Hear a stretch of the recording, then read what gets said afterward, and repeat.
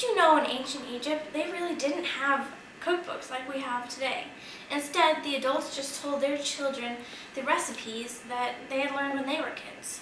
But a few recipes were written on clay tablet pieces called ostrakas. Where today I'm going to be doing one recipe that was written on an ostraka. They're called tiger nut sweets. The contents of this recipe were dates, walnuts, honey, cinnamon, and almonds, and just a spritz of water. This is a date. It kind of looks like a huge raisin. It has a pit inside too. I'll show you how to pit one. First, you cut it in half like this. If you can get the knife through all the way. Okay, and then one side has the pit in it. See? And you just pull it out and toss it aside.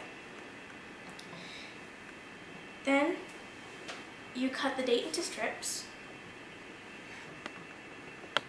and then cut those strips.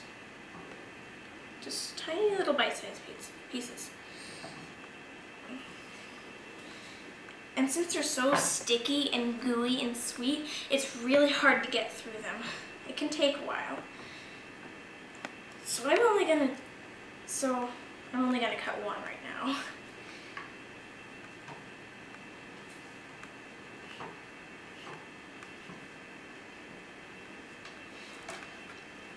I already cut a bunch of dates last night, so you didn't have to see me do a million different dates.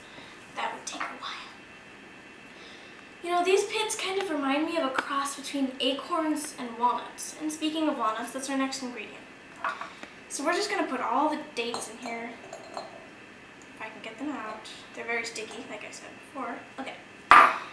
We're going to use about half as much walnuts as we did dates, so that's 1 or 2 pinches. Okay. Now we just add a dash of cinnamon. Not too much, or it won't taste very good. I made a mistake last night and that didn't taste very good at all. Okay, and then just spritz some water. Now you just mix it all up with your hands.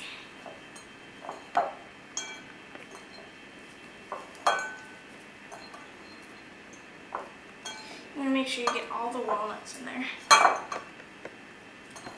This is pretty fun too, because you get to make a mess and use your hands. I always thought that kneading bread and stuff was really fun because you got to use your hands.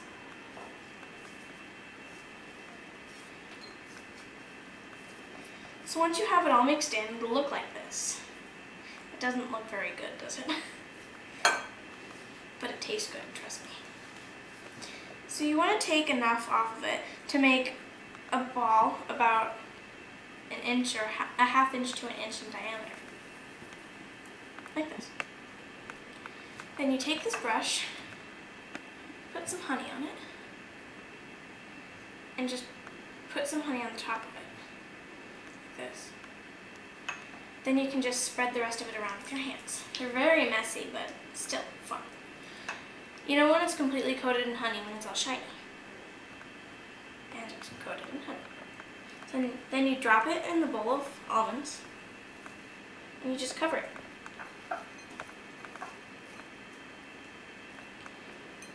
And this is what the finished product looks like. You know, honey has an antibiotic in it, and it makes it very difficult for germs to settle on it. So they used honey in a lot of like medicines and stuff in the ancient Egypt. So technically, this is good for you.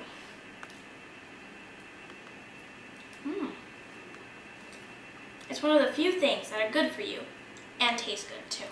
Bon appetit!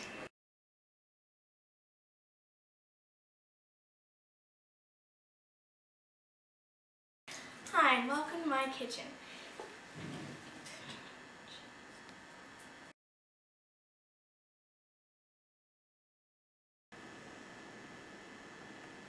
Should I eat it? You can take it. Well, you can say after after each of the